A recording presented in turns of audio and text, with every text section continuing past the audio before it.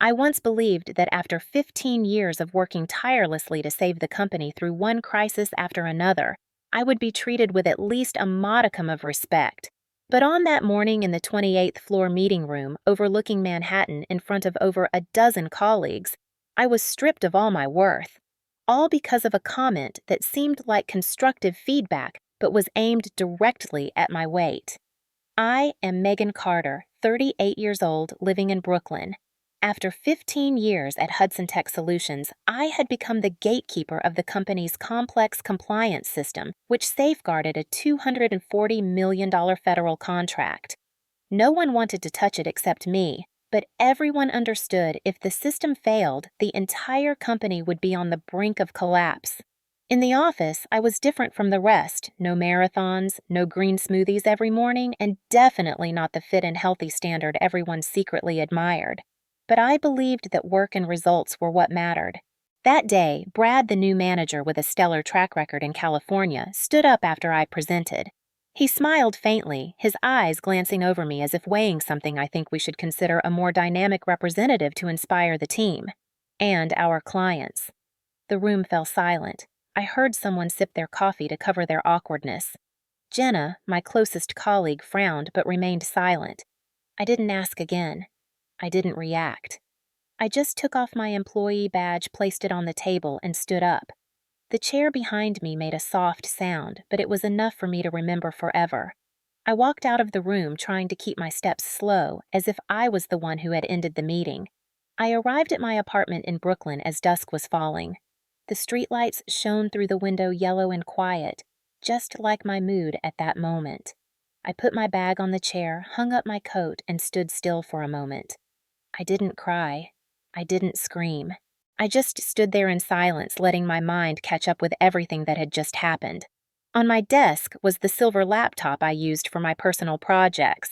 I turned on the computer and typed in my password, as if it were a habit ingrained in my hands. The screen lit up, and with a few clicks, I accessed the offline backup of the compliance system I had built and maintained for over a decade.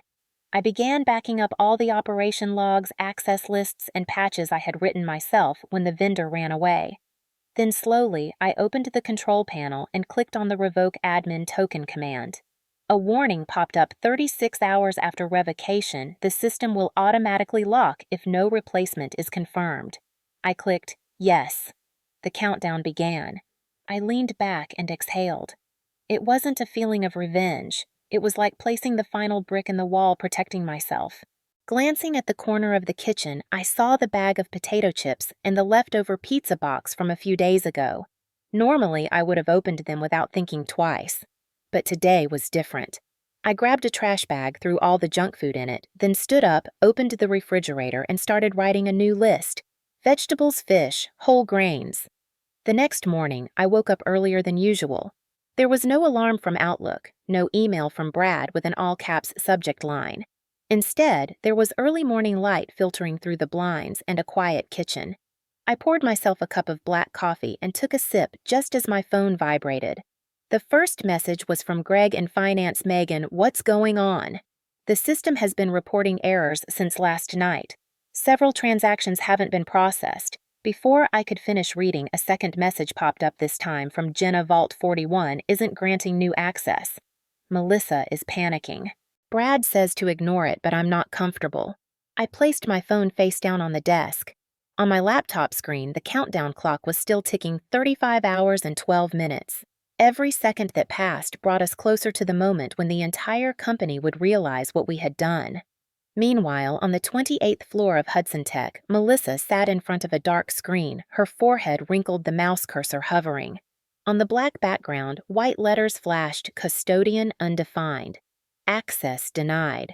She retyped her password, switched to another account, but the result was the same.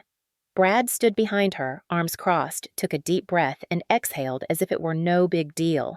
It's probably just an old bug. Legacy noise. Keep working. It will take care of it. His words made Melissa even more nervous.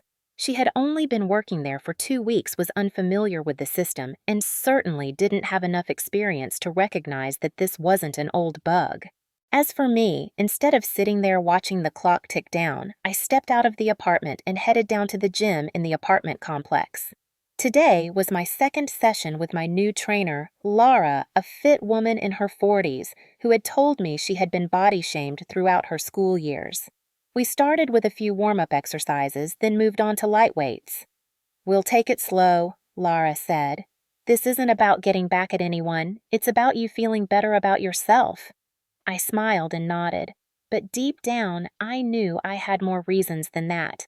I wanted that day to come, the day they had to find me, and I would appear completely different, neat, strong, confident, and the image Brad would never forget.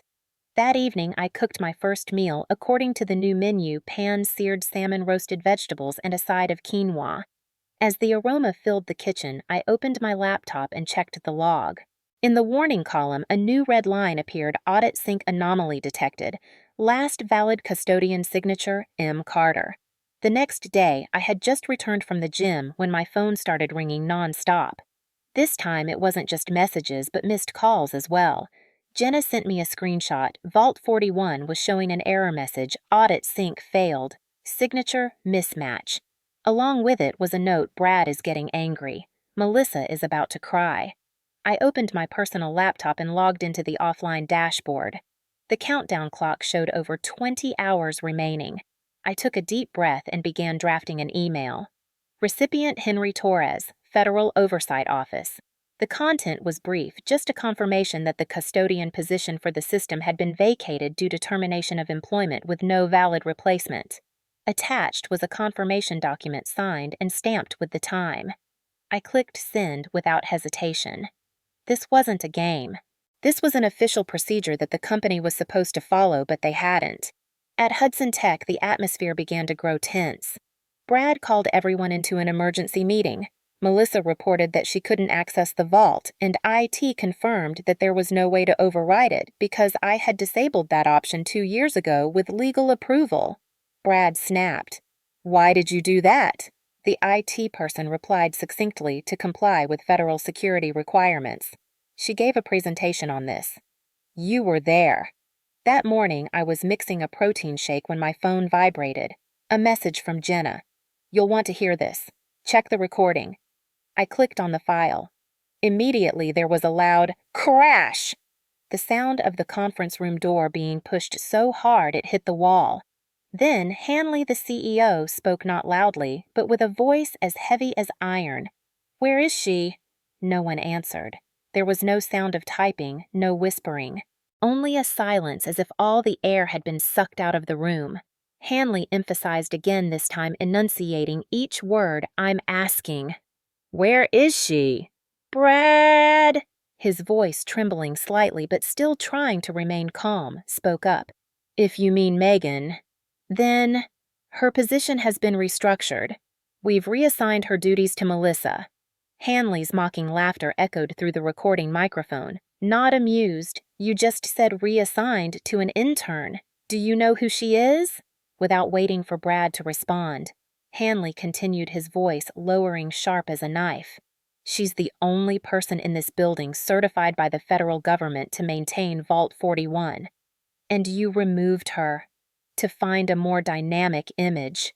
I imagined Brad's jaw dropping, his shoulders slumping slightly.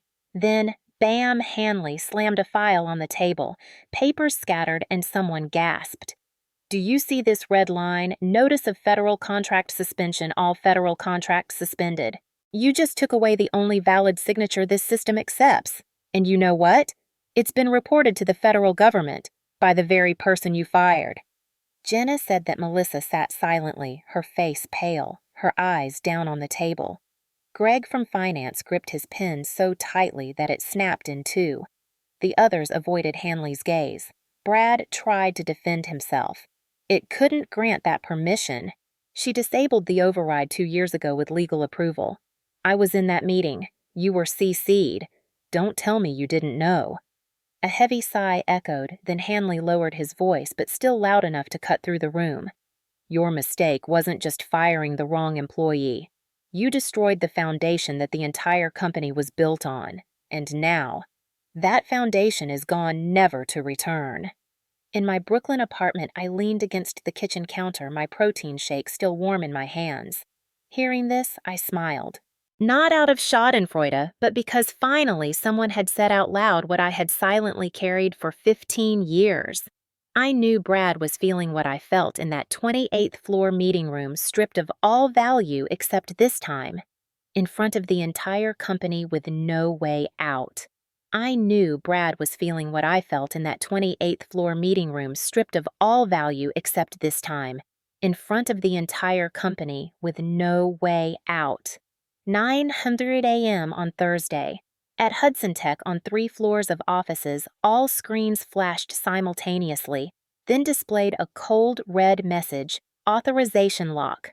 Custodian role vacated. All federal contract systems suspended. No alarm bells, no sirens. Just a brief message, but it was enough to silence the finance department, freeze procurement, and cause the IT team to drop their keyboards, knowing there was nothing left to do. An email from the Department of Defense arrived shortly after your unit's federal contracts have been suspended until further notice from a valid custodian. This was followed by notifications from the logistics office and a host of other agencies. Even the office cleaning contract was frozen. Hanley sat in the war room with legal and the CTO, his eyes glued to the big screen where red words flashed like an unstoppable blow. Brad was nowhere to be seen. Someone said they saw him leave the building early, his hands deep in his coat pockets, walking fast as if he were running away. As for me, I was sitting at a cafe on 5th Avenue near the small park where I often went for my morning runs. I was wearing a fitted green dress, something I had never dared to try 6 months ago. My hair was neatly trimmed and my lips were painted with a light coat of lipstick. A steaming cappuccino sat before me and a book lay open to the middle page. My phone on the table vibrated continuously. An unknown number. Then my old office number. I glanced at it but didn't answer. My fingers lightly touched the power button and the screen turned off, leaving a pleasant silence. I didn't quit the company. I simply withdrew my hand from the bridge I had held onto for 15 years and let them step into the void. The bridge didn't collapse because I pushed it, but because they had forgotten who had been holding it up. I took a sip of cappuccino and opened the book again. A new chapter was beginning not just in this book, but in my life. Some bridges only exist because there are people silently supporting them every day. When they leave, there is no need for a big explosion, just time, and everything will collapse. I left HudsonTech with empty hands, but I left lighter and weight lighter from the prying eyes I had to endure for 15 years. Now I don't need their recognition. I recognize myself. And to those who have been judged by appearances, remember sometimes your silence and your departure are the strongest response. If this story resonates with you, please like it so I know you're here. Share your experiences of being misjudged in the comments. I read every one. And don't forget to subscribe to the channel so you don't miss the next stories where those who seemed weak will rise up and rewrite their own endings.